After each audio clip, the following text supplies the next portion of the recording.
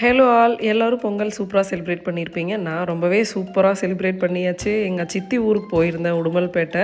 So இன்றைக்கி வந்துட்டு kids எல்லாம் கூப்பிட்டு அமராவதி க்ரொக்கடைல் பார்க்கு தான் வந்திருக்கோம். பக்கத்துலேயே வந்து டேமும் இருக்குங்க. ஸோ கிட்ஸ் ஒரு 6 பேர் கிட்ட கூட்டிகிட்டு வந்திருந்தோம். என் பையனையும் சேர்த்து மொத்தம் 6 குட்டீஸை மேனேஜ் பண்ண நானும் என் தம்பி ஒய்ஃப் பிரேமா மட்டும்தான். ஸோ இது வந்து என் தம்பியோட பையன் அபிமித்ரன் 1 இயர் தான் ஆகுது. அவன் முதற்கொண்டு எல்லாருமே சூப்பராக என்ஜாய் பண்ணிட்டாங்க. அதர்வாலாம் சொல்லவே வேண்டாம், வேறு லெவல்.